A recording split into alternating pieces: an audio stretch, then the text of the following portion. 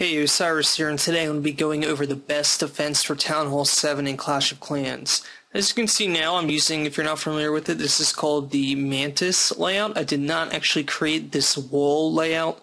I did move some of the buildings around. I do link to the original creator of this build in the description. I picked it up off of the Supercell forums. And I tried a lot of Town Hall 7 builds, and this is the one I really liked. I really like this the most because it's really the only build that I've seen where a player really has to give you 100% clear if they're going to get access to the Dark Elixir Storage, are pretty much close to 100%. This is a really strong build at this level because Dark Elixir Storage is really the only thing that matters. I did go ahead and move a lot of these buildings around, and here's sort of my rationale behind this. So first things first, the clan castle is at absolutely the center of the base. You cannot lure out units without either sending a giant in to hit the cannons, or if you want to use barbarians or archers, you're going to actually have to destroy some of these perimeter buildings before you can get access to the clan castle units. And that's a really big pain for the enemy, and it really does make them waste units to lure out clan castle units, or even better, they don't lure them out at all, and then you get practically a free win. So we always put this in the center, starting at Town Hall 7. Nothing can lure this out very easily. That should always be your goal. We've also put the Dark Elixir Storage right above this clan castle in the center. It's a particularly good spot for it because both wizard towers overlap the Dark Elixir Storage. No player is going to be able to push up to the bottom and then send goblins in to get your Dark Elixir Storage with both wizard towers overlapping. So that's kind of the key. Each one's already doing 20 damage, so if they both hit at the same time, you're going to one-shot goblins that are at your level range. If a player's really high level, yeah, maybe they'll take your Dark Elixir, but at that point, they'll have a loot penalty. Players can also take this base out, but they can take out any base if they're going to use dragons, any Town Hall 7 base. There's not really much you can do about that at this point, but it's pretty rare, and it does hold up against really disorganized attacks, especially if you have clan castle units. Some of the other features of this base are that pretty much both mortars, or two of the three mortars are in the center, as are both air defense towers. Normally I don't like this, but I feel like at this level range it's good to have some overlap with the mortars, and there's really no other arrangement that puts both your clan castle at the center and fully protects your dark storage kind of as a priority, while letting both wizard towers in and separating all your storage units. I just think that it's kind of got the best overall combination. It's not ideal. It's not an ideal setting to have your Dark Elixir Storage and defensive towers within the same cell, because it does encourage giants to kind of power towards those defensive structures. Same goes for golems at higher levels, but it's still a pretty good layout. It works great. So this is what I'm recommending. And we do notice that the town hall is down here. This is a farming base, so of course we want players to hopefully just snipe the town hall and leave. I put it just far enough out of range so well-placed archers can take out the town hall without being hit. That's intentional.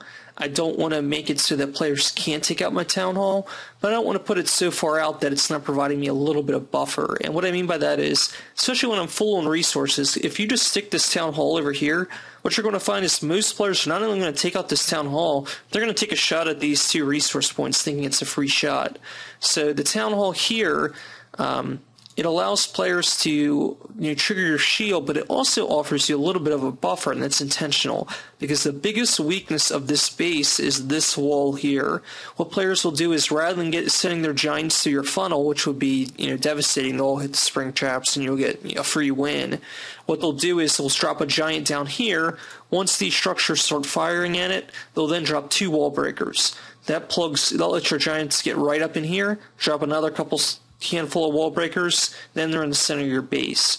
Sometimes the wall breakers might go over for this wall first, but then again, two wall breakers breaks down this wall, wall breakers breaks down this wall here, two wall breakers will get in the center, and even if they go up here, same thing.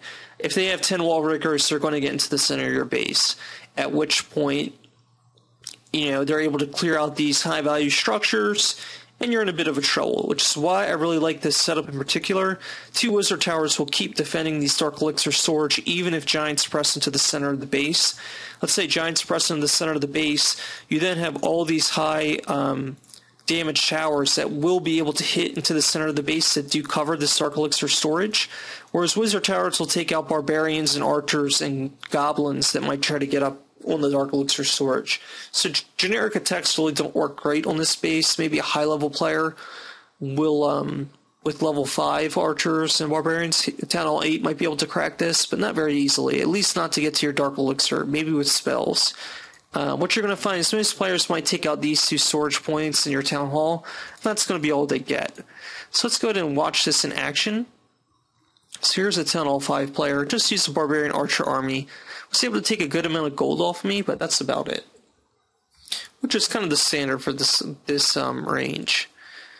So like a Barbarian Archer attack like this has no hope of getting to your Dark Elixir Storage. It does help that I have a dragon inside. It obviously increases the strength of the build.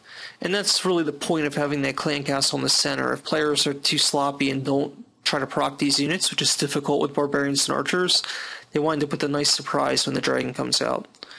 So you can see this is a pretty easy win. He takes out that storage and hits that a little bit, but I keep most of my loot. And most importantly, I keep all my Dark Elixir. So let's take out the most recent attacks. This is a higher level attack. I mean, it's a Town Hall 4 attack, but it does use multiple 2 dragons, uses Barbarian King, and it uses spells. And it looks like they really didn't get much done, so let's see what happens. Actually, I don't think I've watched this one yet. So they dropped, that's interesting, they dropped the 3 lightning cells on the air defense. And that's what I was talking about. You're really vulnerable to dragons for that reason. But once again, since my clan castle is in the center, this guy didn't actually bother to proc it. And that's no spells, and he dropped a bunch of giants. That's going to be easy to clean up for my dragon. So it is such a big help on defense to get a dragon in your clan castle. So the dragon's actually going to wipe both of these dragons with support from that air defense, which is nice. Okay, and so these goblins really don't have a chance with the wizard tower still up. I was actually able to keep most of my resources despite the pretty hefty attack. All of that, most of that was just from his lightning spells hitting my Dark Elixir and from him taking out the storage units, which were pretty full at this point. So we're going to check out a couple more, just to give you an idea how this works. Here's another pretty heavy dragon attack. This is the same sort of thing where I was able to defend pretty well, and I did have the dragon still. And the same dragon's actually been living through all of these attacks, so it's actually the same one. I haven't been replacing it. Well, maybe I replaced it there. I don't know. Sometimes it's weird. Sometimes I feel like I lose my dragon and it just stays in the clan castle anyway. I'm not really sure what causes that. If somebody knows, go and leave me a comment. I haven't been quite able to figure that out.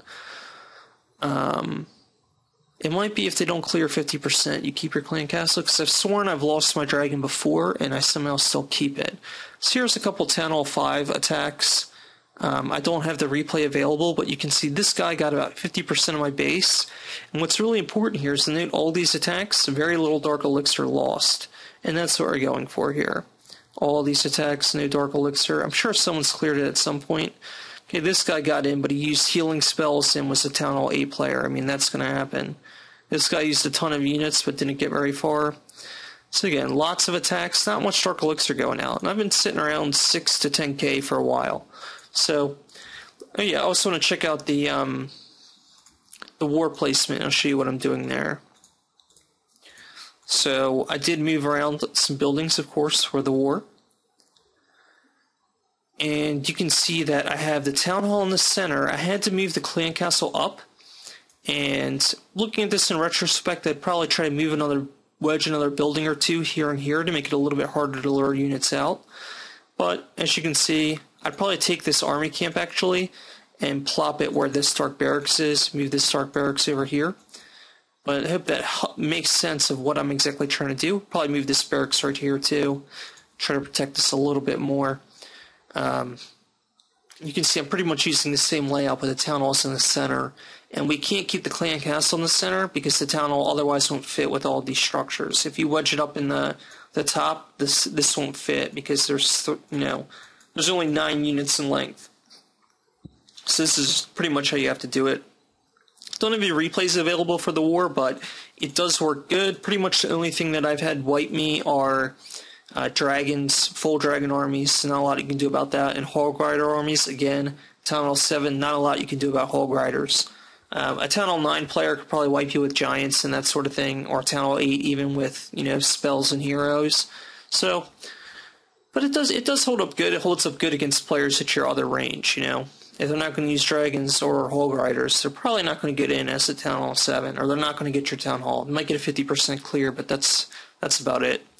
Hope this video was helpful for you. You can go ahead and check out I'm going to link in my description to the Supercell thread, so if you want to get a better idea of what this build looks like, and go ahead and subscribe for more Clash of Clans guides. I definitely have more coming.